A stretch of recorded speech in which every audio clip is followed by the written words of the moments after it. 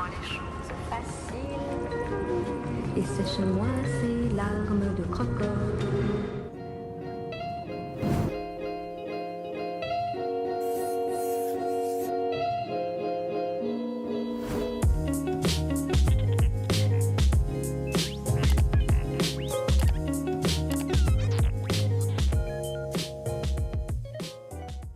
Hey guys, and welcome back to the channel.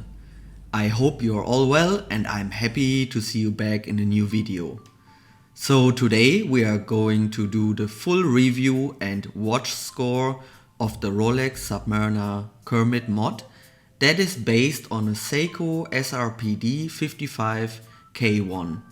We built this watch a few months ago, and if you haven't checked out the video yet, I will put you the link into the video description so you can follow the full build. Before we start, a quick wristwatch check. I am wearing the lovely Rolex Explorer today.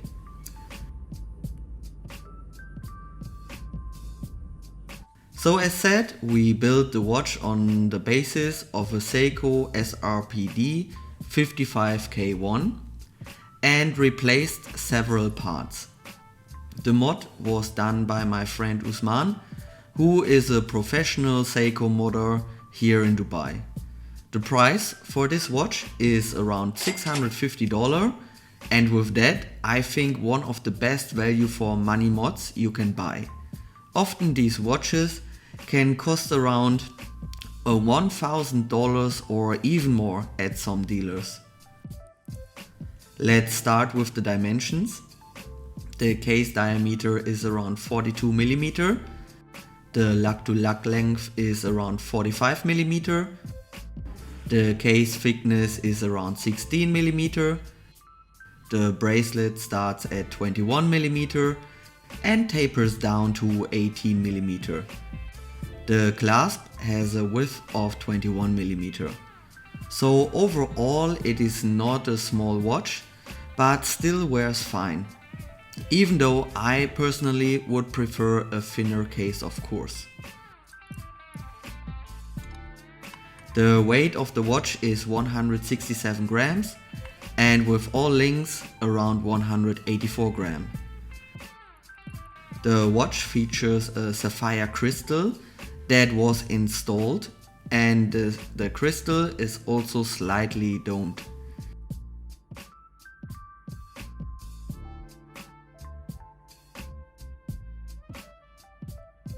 The case back has a normal hardened mineral glass. The case is also made out of stainless steel and comes with a 100-meter water resistance. The unidirectional rotatable bezel has 120 micro positions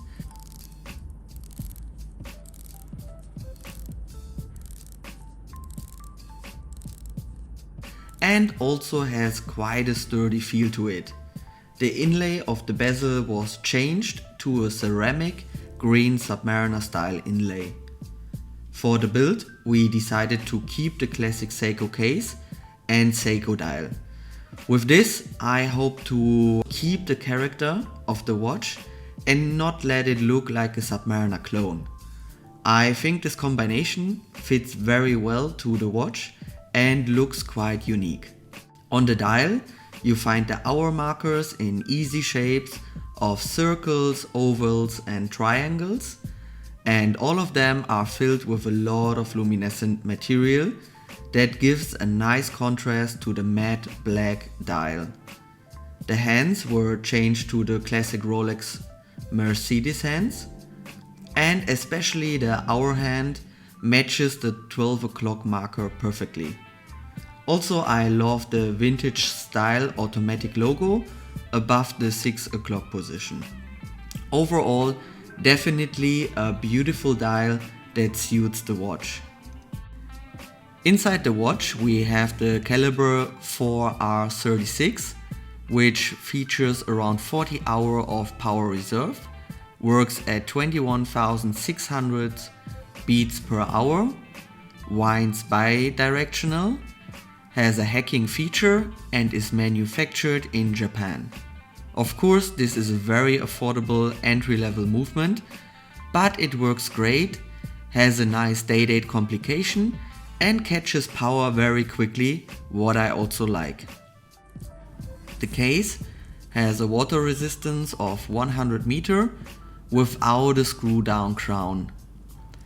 If you pull the crown out into the first position, you can set the day, and if you turn it into the other direction, you can set the date.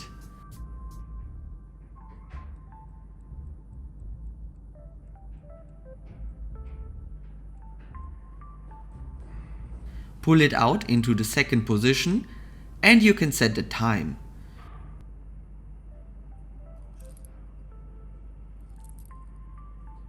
Push it all the way back in and the watch is ready to go.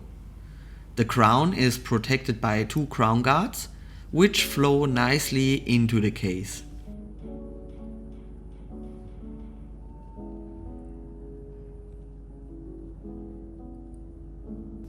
The bracelet we installed is an oyster style aftermarket bracelet which feels superb.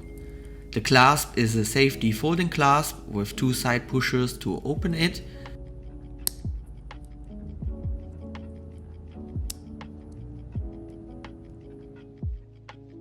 And it also features 6 micro adjustment positions, so you will definitely get the perfect fit of the watch to your wrist. The links are screwed together. The clasp can of course not match a Rolex clasp, but for the price point it is definitely a great value for money clasp.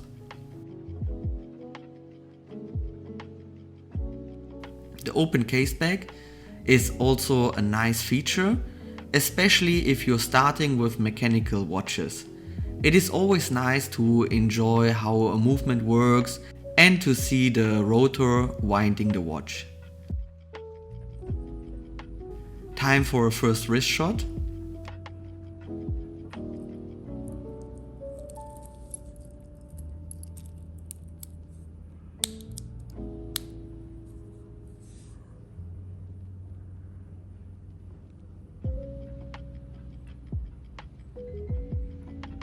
And a loom shot.